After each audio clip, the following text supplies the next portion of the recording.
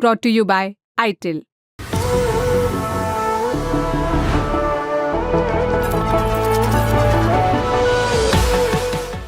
CGI Chandrachud की पत्नी doctor SP दास से जुड़ी हुई है। वही डॉक्टर एसपी दास जो बंगाल की मुख्यमंत्री ममता बनर्जी के पर्सनल फिजिशियन हैं और सीजीआई डीवाई चंद्रचूड़ और ममता बनर्जी के भतीजे अभिषेक बनर्जी ने मलेशिया और बैंकॉक में 7 छुट्टियां मनाई हैं और वो ये मनाकर लौटे हैं। सिर्फ बता रहे हैं ताकि आपको उनके इरादे समझ में आए। सोशल मीडिया पर यह पोस्ट जमकर वायरल है।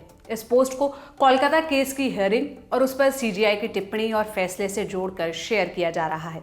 अब इसकी सच्चाई क्या है, सुप्रीम कोर्ट की रजिस्ट्री ने इस पर क्या कहा और पोस्ट में दिए गए दावों में कितनी सच्चाई है, आइए सब एक एक कर जानते हैं। इंस्टाग्राम और सोशल मीडिया साइट एक्स पर जो पोस्ट वायरल है उसमें कहा जा रहा है कि सीजीआई डीवाई चंद्रचूड़ की पत्नी उन डॉक्टर की जानकार हैं जो ममता बनर्जी के पर्सनल फिजिशियन हैं।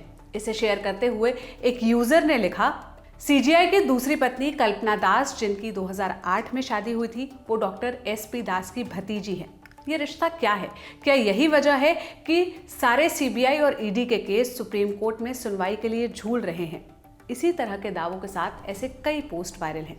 अब इस पर सुप्रीम कोर्ट की रजिस्ट्री की ओर से ही स्पष्टीकरण आया है।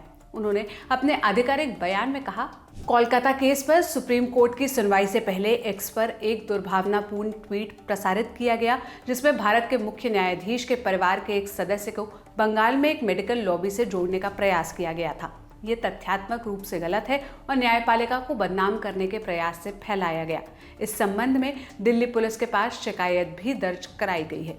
इसके अलावा पोस्ट में यह भी दावा किया गया कि जस्टिस डीवाई चंद्रचूड़ और ममता बनर्जी के भतीजे अभिषेक बनर्जी ने मलेशिया और बैंकॉक में साथ में छुट्टियां मनाई हैं।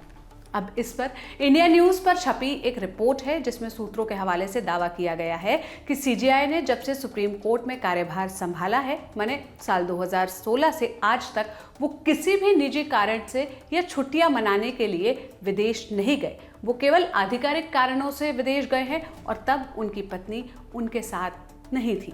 वही बात अगर कोलकाता केस की करें जिसकी सुनवाई से पहले ये पोस्ट वायरल की गई, वो 9 सितंबर को हुई। आप जानते ही हैं सीजीआई की अध्यक्षता वाली बेंच इस मामले की सुनवाई कर रही है। बेंच में जस्टिस जेबी पारदीवाला और जस्टिस मनोज मिश्रा भी शामिल हैं। शीर्ष अदालत ने इस मामले पर स्वतः संज्ञान लिया। 9 तारीख को कोर्ट ने सीबीआई को अपनी जांच जारी रखने के लिए कहा और अगली सुनवाई पर एजेंसी को फ्रेश स्टेटस रिपोर्ट पेश करने का निर्देश भी दिया। अदालत ने कहा कि इस मामले में एफआईआर करने में कम से कम 14 घंटों की देरी हुई। कोर्ट ने सोशल मीडिया से पीड़िता की तस्वीरें हटाने का भी निर्देश दिया और साथ ही ये सुनिश्चित करने को कहा कि आरजीकर कॉलेज में किसी भी अनअधिकृत व्यक्ति को प्रवेश ना दिया जाए। बाकी इस केस पर अगली सुनवाई 17 सितंबर को होगी। जो भी अपडेट आएंगे हम आप तक पहुंचाते रहेंगे। बाकी आप इस मामले पर क्या कहेंगे, आप अपनी राय हमसे कमेंट में साझा कर सकते हैं। मेरा नाम सोनल है। देश और दुनिया की तमाम खबरों के लिए आप लल्लन टॉप देखते रहिए। शुक्रिया।